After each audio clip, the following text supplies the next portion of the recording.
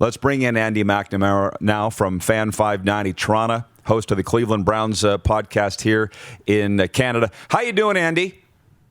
Oh, guys, I'm doing well. It's NFL draft week, but I'll start on your Ruben conversation because I'm a big Ruben guy, and I'll tell you this: there's a spot in Cleveland named Carl's Inn on the Bear Store on West 3rd that has the best Reuben sandwich you'll ever have in your life. The guy who runs it, Carl, looks like Jesse the Body Ventura. Has hands. He measures the meat, puts the hand down, and that's the meat. It's the best Reuben in the world. So if you ever, if the world opens up and we can ever go anywhere again, Cleveland, Carl's Inns, tell him Andy from Toronto sent you, baby. That's the best sandwich you'll ever have in your life. If that's the best smoked meat in the world, then it must be really good. Because you got to admit, It's Montreal's is Canada's delight. Where in Toronto would you go to get smoked meat? Is that a thing? I won't do it.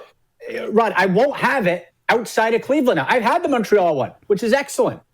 It's not the Cleveland one. I will not eat a Reuben unless it is at that establishment in Cleveland, Ohio. It's ruined the rest of it for me. I can't have it anywhere else. I won't do it in Toronto. I won't do it. Well, how about that? No, I'm a big fan. I know with the Rough Riders, when we played in Montreal, they would bring boxes of sandwiches from Reuben's, and they're just unbelievable. By the way, more names coming in for the Montreal CEBL team. Bo Halverson says the Montreal Mob. Ooh. Too soon? Take that. Yeah, I don't mind it. It's kind of like the Calgary Hitmen. Same idea. But anyways, to the National Football League. Andy, here's my thing. Past those top 5 quarterbacks, what other reason do we have to watch this draft? Because that seems to be what all the talk is going into round 1 Thursday night. I think what's fascinating, guys, is after those quarterbacks, what is available? Like, really, to me, the draft it begins at 3 with the 49ers on which quarterback they take, but really at 4 with the Atlanta Falcons because they don't need a quarterback. Do they take one anyway? Because let's say Justin Fields drops to them. Do they take Kyle Pitts? Who, by the way, guys, Kyle Pitts, oh man, 20 years old. The guy's 6'5", 245, runs as fast as T.Y. Hilton. He's absolutely ridiculous. If that guy doesn't go at 4, something's wrong. But you have so much talent there from the wide receiver end, Jamar Chase. Who's the first defender off the board? Is there a running back that's taken in the first round? In my mock draft that actually just went up today on sportsnet.ca, I don't have a running back going in the first round. The position's been so devalued, and it's not to say there's not talent, but it's been so devalued that there's so many more committees. There's guys you can have in the second, third round, cuts the price down. So I think outside the pieces surrounding where the quarterbacks are taken, that's the intrigue to me. Because we're going to see, I don't know how many, but we're going to see some trades up and down in that first round. And I think we're going to have more than 2. Are you talking about once the draft is underway or in the next 36 hours leading up to it, we'll see some trades, do you think? Boy, you know what?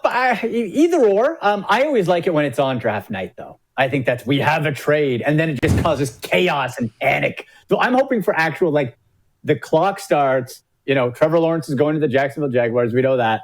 But then, some deals start popping in. But it could be the Patriots are fascinating to me. Do they stay at 15? If they do, is any of those top 5 quarterbacks still there, like Mac Jones?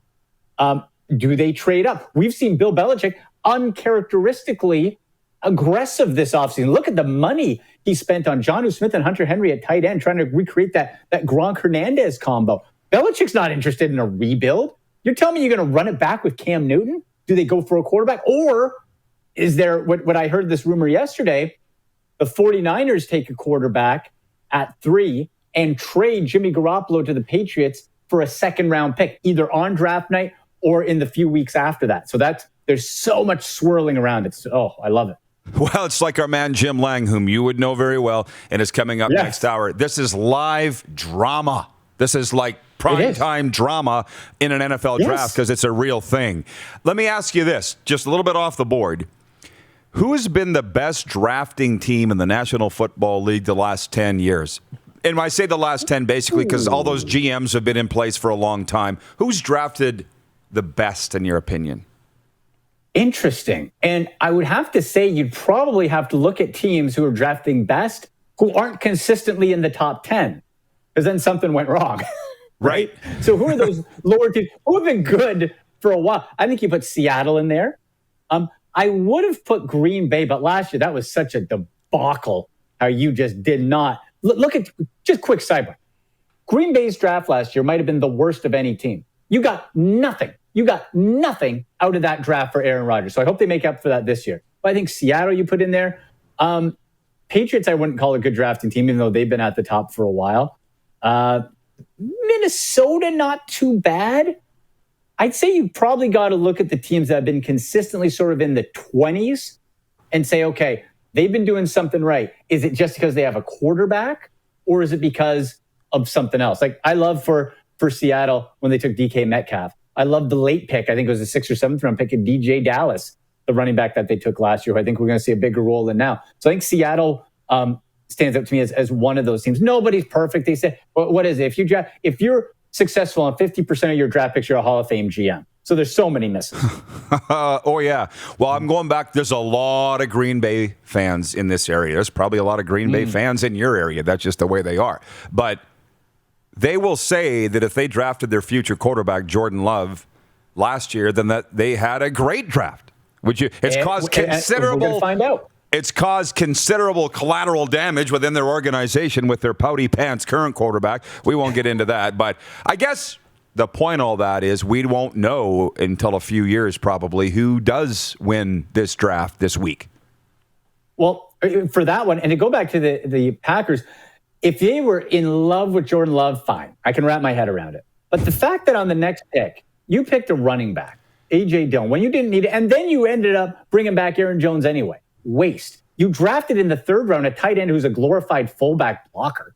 You gave nothing to Aaron Rodgers. My pick in my mock draft on sportsnet.ca now is I'm going to hope the Packers learn, and I have them taking a guy, Kadarius Toney. People, keep an eye and an ear on that name, Kadarius Toney. And the reason is, this guy, while a one-year producer, he is so dynamic that he's been lined up outside, inside, backfield gadget plays. There is so much that you can do with that guy in the right creative system. I think that's somebody that makes a lot of sense for the Packers. Listen, all that matters is the Dallas Cowboys, America's team. 10th overall. Yep. Sean Lee retiring yesterday, the Hall of Fame linebacker. We got a question here from William May, watching from Lloydminster, Canada's only border city.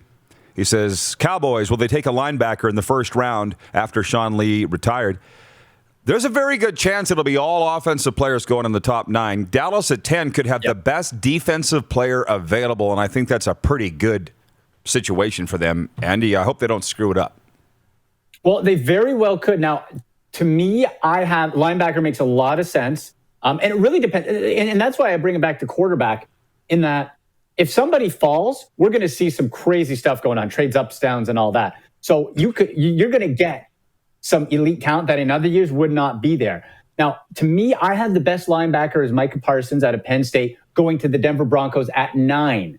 So that's where I would have had gone to Dallas if he was there. Now, if they end up taking a quarterback or something, he's going to be available. To the Cowboys, I solidify their secondary. I go to cornerback and take the best one to me off the board, Patrick Surtain II, out of Alabama. Now, J.C. Horn over the last 48 hours, guys, has been skyrocketing up draft boards. So J.C. Horn could be another corner, could be the pick there. But I would think if you have somebody like Parsons gone, you go with the best corner, because that Dallas pass defense last year, we know, was horrendous. A joke. You got to get better there. So my pick for them is Patrick Surtain. I like it. Well, I think they are going to take a defensive back and probably a corner. I'm just saying they could have the pick of the litter of the best defensive player in America. And it should still be a corner, yes. And a new defensive coordinator probably won't hurt either. Hey, Andy, lastly, I'm seeing, and I'm sure you are too, that the Cleveland Browns are their early Super Bowl favorites in 2021. That's got to get you a little excited. And why wouldn't they be after the way last year finished up? Are you buying into that? Oh, man, I'm not used to this positive. I'm not used to the positivity. I'm not used to 26, the overall pick. They have the offense. Andrew Berry, the general manager, had a phenomenal offseason for getting short-term contracts to defenders to upgrade, but also in years where these players got to ball out to get future big contracts. Jadeveon Clowney, for example, Tack McKinley on the edge. They've done it so they've positioned themselves so they don't have to reach or have any area of real need. I have the Browns taking a corner. I think they're going to trade up, though. I think maybe to Chicago at 20, perhaps. Am I buying the hype? Listen, I think they're conference championship contenders for sure. I hope so. If Baker keeps going, I hope so. I think the defense is there. They have the coach of the year. They got the quarterback. They're in a great spot. I'm praying. Let's go. I've been suffering for so long. Come on. I've often said if you got a coach and a quarterback, it's a great place to start. Pete Carroll, Russell Wilson, Brady Belichick. Yes, they go hand in hand. Yeah, they go. It's a cornerstone of your franchise. Hey, Andy, what's up with you? What would you like to talk about here before we let you go today? Well, I got a new project, guys, that I'm working on that I'm super excited about. So I want y'all to check out later, uffsports.com. So I've been named the head of football operations for the UFAFL, Ultimate Fantasy American Football League. Guys, more details are coming, but I'll say this. This is the absolute game-changing way you're going to play dynasty football, 53-man rosters. This isn't for your pal at the water cooler who skips his lineups. I forgot to set my line. This isn't for everybody. This is the most extreme form of fantasy football that combines the hottest blockchain trends, NFT players. You're carrying around one-of-ones that are playing on your fantasy football teams, and that is going to have huge prize pools along the way. We're going to have an alumni announcement as well, a Legends League that's going to be made over draft weekend that I cannot wait to reveal. But check that out, UFAFL and UFFsports.com. This is going to be a total game changer, guys, and I'll talk to you more about it when we get as we start finalizing details. But fantasy football is never going to be the same. I love it. That's very exciting. UFFsports.com. We'll link it to our show post today. Andy, always love our chats. Enjoy the draft, my friend. Yes. You too, guys. Talk to you soon. Andy McNamara from Fan 590, Fantasy Sports expert there. You're watching Rod Pedersen On Demand. For more of The Rod Pedersen Show, visit rodpedersen.com or follow Rod Pedersen on social media.